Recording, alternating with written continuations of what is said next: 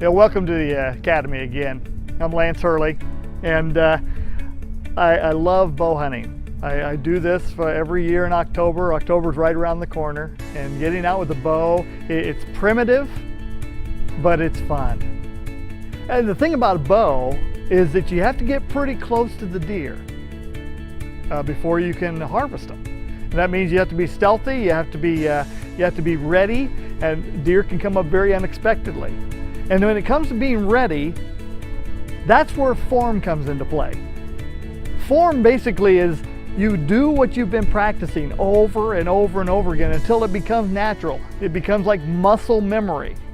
So I know that when it comes time to draw on a deer, I have to pull, I have to anchor my kisser button right by my mouth before I can let it go.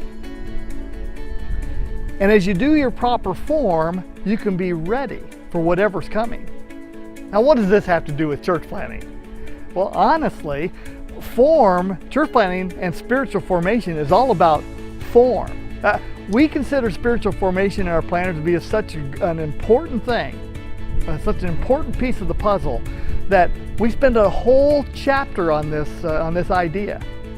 Spiritual formation, having the right form, is doing the right things over and over and over again until they become second nature.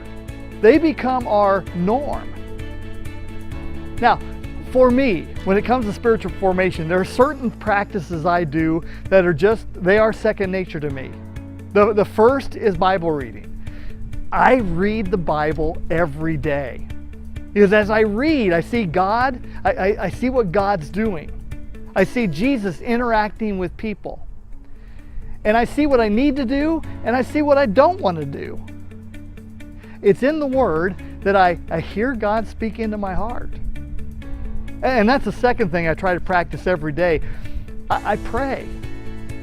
You know, we just spent a session on that, on prayer in the spiritual formation end of things for the planter. But prayer is something I practice every day as a regular form. I pray for our church planters. I pray for my wife and children and family members. I pray for situations I know. I pray for people who don't know Jesus yet. I try to practice prayer because I know I need that. I need the connection with the Father. Another thing I try to practice every day is journaling. And I just write down, as I read the Bible, as I listen in prayer, I just try to write down things I'm getting from the Lord. I write down ideas about church planting. And I just try to put into practice some of these things I learned, and I put them on paper because that helps me. Now, there are other things that I do, service, generosity, solitude, other things like that. I just don't do those every day. But I just want you to know how important to me form is. And I think it's something we can't do enough of when it comes to spiritual matters for the planter. Because here's what I know. Every one of us has weaknesses.